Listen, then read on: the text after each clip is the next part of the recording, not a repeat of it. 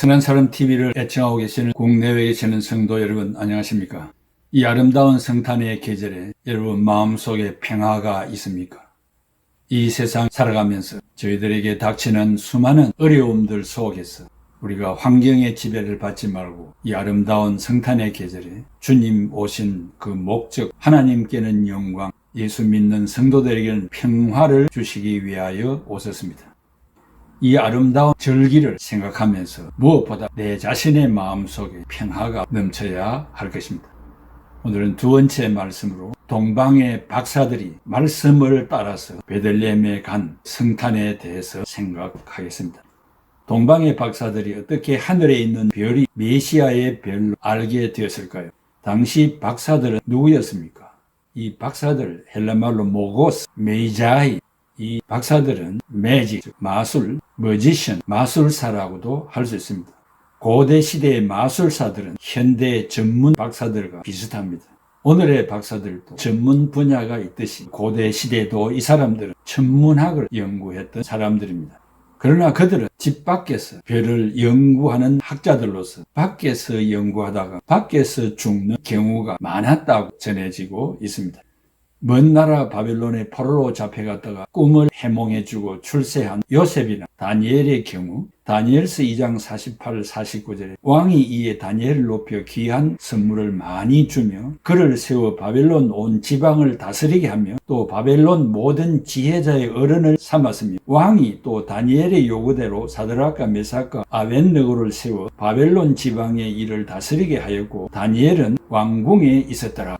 왕궁에서 왕의 꿈을 해몽해 준 그 보답으로 바벨론 온 도를 다스리는 총리직을 받게 되어 모든 점성술을 연구하는 모든 박사들의 어른이 되었습니다. 이게 어른이 되었다는 말은 히브리말로 라버, 치프, 우두머리가 되었다는 말입니다. 당시 다니엘의 어려운 꿈을 해몽하게 된 것은 하나님이 도와주셨는데 이미 바벨론에 알려진 구약 성경책을 소개했을 것입니다. 당시 유명한 박사들이 구약 성경을 접하게 되었는데 박사들은 성경에서 예언한 별을 알게 되어 지나칠 수 없었습니다. 민수기 24장 17절에 내가 그를 보아도 이 때의 일이 아니며 내가 그를 바라보아도 가까운 일이 아니로다. 한 별이 야곱에게서 나오며 한 규가 이스라엘에게서 일어나서 모압을 이쪽에서 저쪽까지 쳐서 무찌르고 또 세 자식들을 다 멸하리로다 라고 했습니다. 이렇게 다니엘을 통해서 이 소식을 듣고 천체의 움직임을 주시하며 연구하였습니다. 갑자기 이상한 별이 초자연적으로 나타났습니다. 박사들은 즉시 메시아다 하고 소리쳤습니다. 그리고 여행을 떠났습니다. 지금까지 교회가 오해하고 잘못 가르친 것이 있습니다. 동방의 박사들이 별을 따라 정처 없이 예루살렘을 통하여 베들레헴까지 갔다고 배웠고 가르쳤습니다. 성경을 깊이 연구해보면 별이 박사들을 인도한 것이 아니라 갑자기 별이 나타났다가 사라져 버렸습니다. 박사들은 그 별을 보고 예루살렘에 메시아가 탄생했다고 생각하여 예루살렘까지 간 것입니다. 결단코 별을 따라 간 것이 아닙니다. 동방의 박사들은 구약의 말씀을 가슴에 안고 말씀의 주인공을 찾아간 것입니다. 예루살렘에 당도하여 사람들에게 물었습니다. 유대인의 왕으로 나신 이가 어디에 있느냐? 인류의 소망이신 메시아가 탄생하신 곳이 어디냐고 물었습니다. 박사들은 제사장들과 서기관들의 도움을 받아 베들레헴으로 갔습니다. 예루살렘에서 베들레헴은 가장 가까운 곳으로 버스를 타면 약 50분 거리에 있습니다. 한참 가다가 보니 처음 나타난 별이 나타났습니다. 깜짝 놀랐습니다. 마태복음 2장 9절에 박사들이 왕의 말을 듣고 갈새 동방에서 보던 그 별이 문득 앞서 인도하여 가다가 악이 있는 곳 위에 머물러 있는지라 라고 했습니다.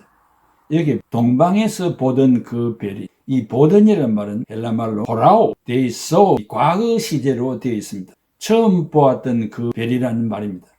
예루살렘에서 베들레헴으로 가는 로정에서 다시 나타난 것입니다. 마태복음 2장 10절에 그들이 이 별을 보고 매우 크게 기뻐하더라. 처음부터 별의 인도를 받고 따라왔다면 지금에 와서 기뻐할 이유가 없었습니다. 또한 예루살렘에서 구주 예수가 어디에 탄생했는가 물어볼 필요도 없고 서기관들의 협조를 받을 필요도 없었습니다. 동방에서 보았던 별이 베들레헴 상공에 나타나 강렬한 빛을 발했습니다. 얼마나 큰 감동입니까? 다시 한번 말씀드리지만 박사들을 인도한 것은 별이 아니고 구약의 말씀이었습니다. 박사들은 말씀을 붙잡고 여기까지 온 것입니다. 우리가 하나님의 인도를 경험하기 위해서는 말씀을 따라가야 합니다. 기적이 없을 때에는 말씀을 따르면 되는 것입니다. 메시아가 베들레헴에 탄생한 것은 구약이 약속하고 있습니다. 이 말씀을 믿고 붙잡고 강을 건너고 사막을 지나 찾아간 것입니다. 동방의 박사들이 베들레헴까지 간 동기는 자신의 출세를 위해서가 아니라 다른 데 있었습니다. 마태복음 2장 2절에 유대인의 왕으로 나신 이가 어디 계시냐? 우리가 동방에서 그의 별을 보고 그에게 경배하러 왔노라고 말했습니다. 여기 경배는 헬라말로 프로스퀴네오, 영어로 to worship, 그 자리에 참석하여 마음과 물질을 바치는 예배 행위를 말합니다. 이런 예배 열망을 가진 그들을 하나님이 인도해 주신 것입니다. 그들이 메시아를 만난 그 감격을 이렇게 표현했습니다. 마태복음 2장 11절에 집에 들어가 아기와 그의 어머니 마리아가 함께 있는 것을 보고 엎드려 아기에게 경배하고 보배합을 열어 황금과 유향과 모략을 예물로 드리니라. 박사들은 하나님께서 메시아를 이 땅에 보내시기 위하여 어머니 마리아를 사용했으나 마리아가 예배의 대상은 아니었습니다. 아기 child, 아주 어린 아기 예수에게 엎드려 절하고 경배하였으며 고가의 예물을 드렸습니다. 박사들에게는 메시아가 탄생한 그곳 상공에 다시 나타난 별도 고마웠지만 별도 경배의 대상은 아니었습니다. 요즘 이 세상에는 달과 태양과 별과 우주 만물을 행하여 절하고 예배하는 사람들이 많지만은 비성경적인 것입니다. 우상 숭배인 것입니다. 어떻게 아기가 경배의 대상이 될 수 있었는가? 그 아이가 곧 하나님이시기 때문입니다. 믿습니까? 육신을 입고 찾아오신 하나님이십니다. 그 하나님만이 경배를 받으시기에 합당하신 분이십니다. 경배의 중심은 드리는 것입니다. 받는 것이 아닙니다. 예배에서 받는 것을 우선으로 생각한다면 신앙의 타락입니다. 예배의 가장 중요한 것은 예수 그리스도가 중심이며 내가 아닙니다. 나의 마음이 아닙니다. 나를 구원하신 그 주님께 사랑과 감사와 찬양을 드리는 것입니다. 예배의 중심은 바로 드리는 것입니다. 그래서 예배 시간에 일어서서 찬송하고 찬양을 하고 설교자도 서서 말씀을 전하게 되는 것입니다. 박사들은 멀고도 먼 길에 준비해온 황금과 유향과 모략을 아낌없이 드렸습니다. 이 예물에 대해서 무엇을 상징하는가를 알고자 하는 사람들이 많습니다. 그러나 아무런 의미가 없습니다. 이름 그대로 황금과 유향과 모략입니다. 필요 없는 해석을 감히 하지 말아야 합니다. 하나님은 경배를 마친 박사들에게 계시하시기를 예루살렘으로 가지 말고 그리고 헤롯도 만나지 말라고 했습니다. 너희 고국 페르시아로 곧장 돌아가라고 했습니다. 예루살렘으로 돌아가면 헤롯이 아기들을 죽이는 일을 앞당길 수 있었기 때문입니다. 마태복음 2장 12절에 그들은 꿈에 헤롯에게로 돌아가지 말라 지시하심을 받아 다른 길로 고국에 돌아가니라고 했습니다. 사랑하는 성도 여러분, 오늘의 별은 신구약 성경 66권입니다. 말씀을 붙잡고 행진하십시오. 앞이 캄캄하여도 포기하지 말고 믿음으로 나가십시오. 말씀이 인도하실 것입니다. 동방의 박사들이 베들레헴까지 오면서 좌절과 자포자기하는 마음이 생겼을 것입니다.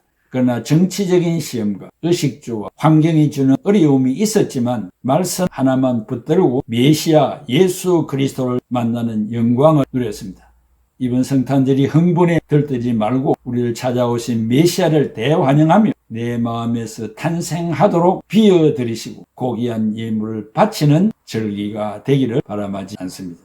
기도하겠습니다. 자비로우신 아버지 하나님, 성탄의 절기에 평화의 마음을 주신 것을 감사합니다. 사랑의 마음을 주신 것을 감사합니다. 이것은 내가 만든 것이 아니요 이 땅에 찾아오신 예수 그리스도가 오늘 우리에게 주신 고귀한 선물인 줄로 생각합니다. 이 말씀을 듣는 성도 각자가 내 자신의 마음속에 평화가 자리 잡게 하여 주시고 이것으로 인하여 너와 내가 하나님과의 관계, 대물과의 관계, 모든 삶의 관계에 평화가 있는 삶을 살아가는 저희들 되게 해 주시기를 바랍니다. 나아가 어려움 많은 세상에서 그 무엇인가를 바라보지 말고 하나님의 말씀, 신구약 66권 하나님의 말씀을 가슴에 안고 골고다의 십자가를 바라보고 행진하는 지혜로운 성도들이 다 되게 하여 주시옵소서. 경배의 대상은 삼위일체 하나님 외에는 아무것도 없습니다. 전적으로 예수 그리스도 앞에 존귀와 경배와 내가 가진 모든 것을 드리는 이런 신령한 예배가 있는 삶을 살게 하여 주시옵소서. 예수 그리스도의 이름으로 기도하옵나이다. 아멘.